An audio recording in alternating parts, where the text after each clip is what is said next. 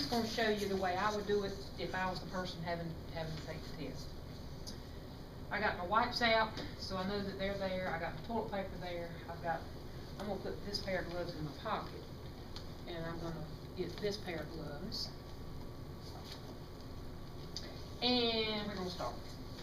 Good morning, Miss Beth. Good morning. I hear you got to use the potty. Yes, ma'am. Okay, well, let me go get the stuff, and I'll be right back with you, okay? Okay. Let's give you this call bell. Here you go, girl. Thank you. Now, I'm going to pull the curtain, but I'm not going to do it right yet. I'm going to put the gloves on first. Oops.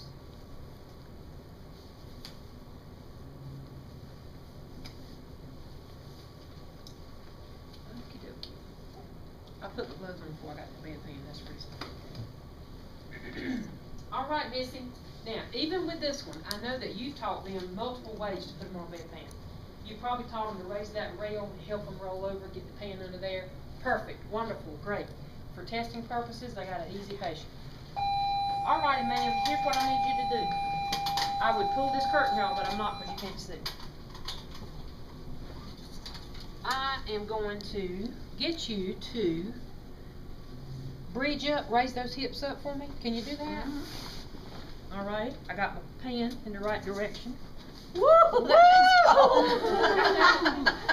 All right. That's a good experience. I took my hand off of that pan, and bam, take those gloves off right now. That's a big question. We need to call students to come to the counseling office. As soon as that hand comes off of that pan, when the hand comes off the pan, take the gloves off.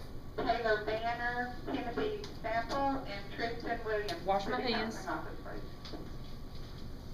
All right, Missy, let's get the head of your bed up, and I think that I put the gadget on that side over there. Yeah, I did. And we're going to put the head of that bed up. How's that bedpan feel? Good as a bedpan feels? It's nice and warm now, isn't She's it? got clothes on, so she's about to come off of it. Alrighty now. Alright. I'm going to leave that there. Now remember now, the curtain is closed. Alright. I'm going to give you that. And I'm going to pull this table up beside you. When you get through boo-boo, you wipe yourself with this right here, and you can drop it in the trash can. Okay?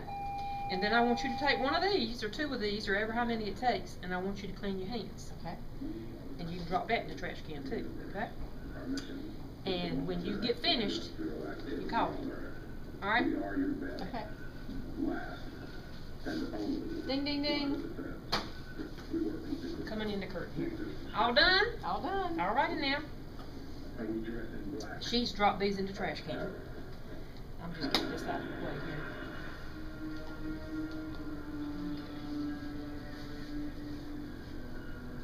Second pair of gloves. You got to put them on before they touch that bedpan.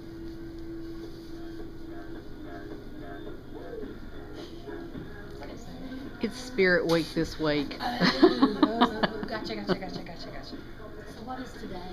Today is movies. Oh, cool. That explains it to you. Yesterday was farm day, so there was a lot of animals and cowboys running around. We're going to put his head down, okay? Okay. So I can get you off that pan.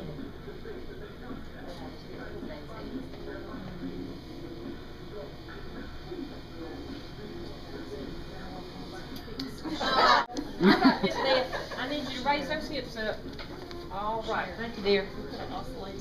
I am going to go to my potty over here. I'm going to dump my stuff.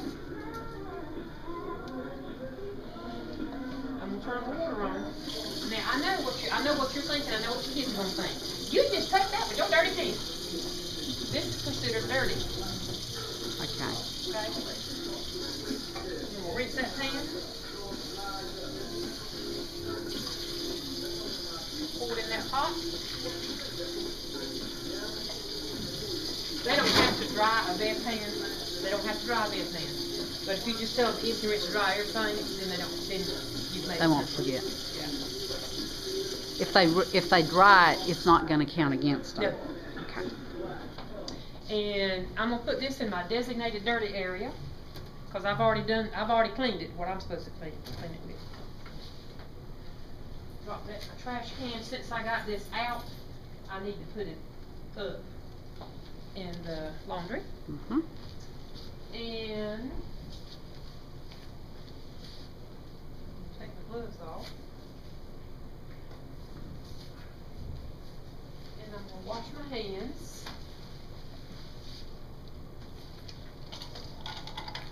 I'll just put it right there. You got your call bell, Missy? Yes, thank you. Where is it? I don't see it. Oh. There we go. All right. And I wash my hands, and I think I'm done with that skew. Okay, what's happening? Did I leave anything out? What are your takeaways from that? Changing the gloves. Changing of gloves. Here's what's going to happen if your kids don't put on or take off gloves at the right time. And this is in that little blue book. It's written in the narrative of what to expect. If they don't have on gloves, and they're supposed to have on gloves, the evaluator will wait until the 11th hour and say, put your gloves on. But they get dinged for it. They get a no. So that's one thing that they can't correct. I told you that there were very few exceptions, and that's one of them. For example, let's say that they're cleaning, well no, let's just go back to the one we just did. Let's go back to bedpan. Let's say that they've got everything ready, they got their bedpan, they are fixing to pick up that bedpan and put it under the patient. And they are just before putting it under the patient. And they don't have on gloves. The evaluator's going to say, stop and put your gloves on. And you get dinged for that. But they're going to wait until the last possible second. Bedpan, the evaluator should be watching that bedpan like a hawk. As soon as that hand comes off of that bedpan, they cannot reach for that call bell, they cannot reach for that head of the bed gadget, none of that stuff. If that person comes over here to the head of the bed gadget and starts to touch it to raise her head up, the evaluator should say, stop, take your gloves off.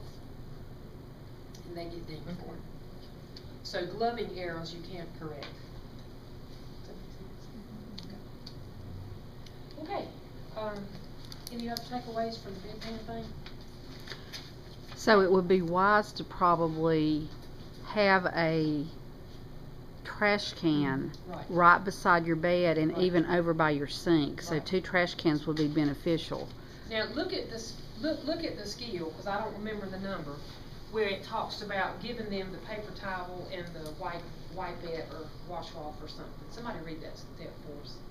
Toilet tissues within reach. That's number 8. Number 9 says hand wipe is within reach and apply instructed to clean hands with hand wipe when finished. And so the last one you read was number 9. Mm-hmm. Okay. Now you see that's 2 parts in there. I'm seeing a lot of this. They'll give them the paper. They'll give them this, but they don't tell them what to do with it. So if they don't tell them what to do with it, they don't get credit for that step. Watch out for those steps that have 2 parts. You give it to them, but you tell them what to do with it. That's why I put the trash can. It doesn't say you have to have a trash can. However, in my concrete brain, if I put that trash can there, that helps me more easily say, you wipe your hands, you put it in that trash can when you're done. To be sure that there's some instruction there. Okay, cool. All right. I'm sorry. I get confused with the supplies. You introduce yourself and then go get the supplies, or can you bring the supplies and then introduce yourself? Either way. It's okay either way? The reason why I did it like I did it was because I wanted to have my gloves on before I touched that bedpan. Okay. Because what does it say about your bedpan?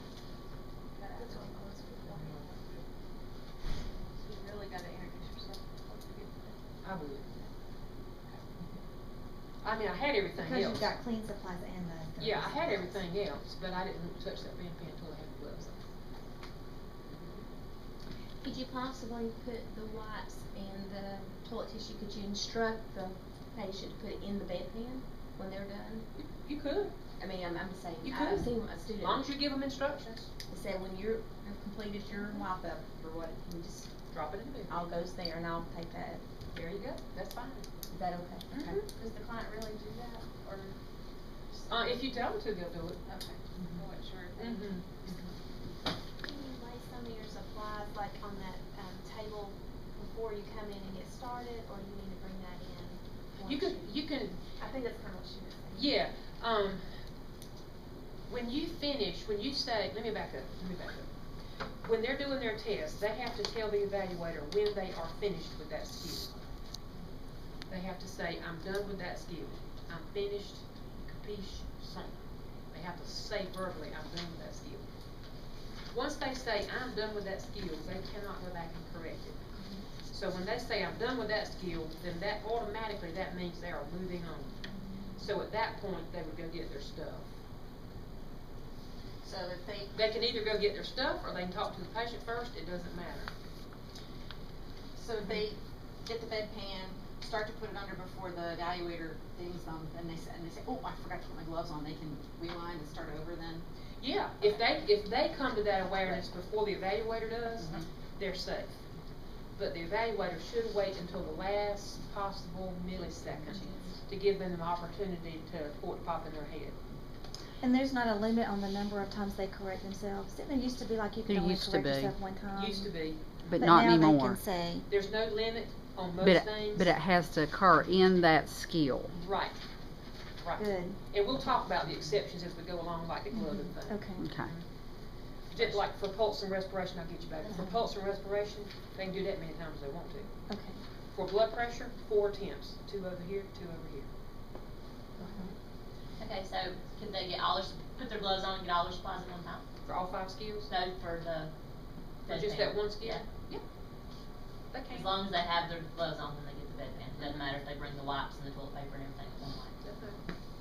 And here's what you got to drill in their head too, and this makes it a little bit easier for them if you can really get this across. Unless there is order dependency created because of the verbs used, or not the verbs, what do you call it when it, after, before, then, what do you call it? Those are order dependent. That's Grammar-wise, what do you call those words? those are Prepositions. yeah, prepositions. I got it right. Yay! Prepositions, yes. You're not English. Well, you said I didn't come up with it. You go, girl. If you see those order-dependent words, those prepositions, before, after, then, while, then they apply. That means they're order-dependent. You've got to do it in that order. If they don't have those words, it doesn't matter when you do it. And if you can give them that freedom, it sure will make things a little bit nicer. Example, my example I like to give all the time is teeth. Not teeth, but dentures. It doesn't matter if you brush the dentures first, or if you wash the cup first. It don't make any difference as long as you get both of them done. Because if you look at the way it's verbiaged in there, it doesn't say that you got to do the teeth first or you got to do the cup first.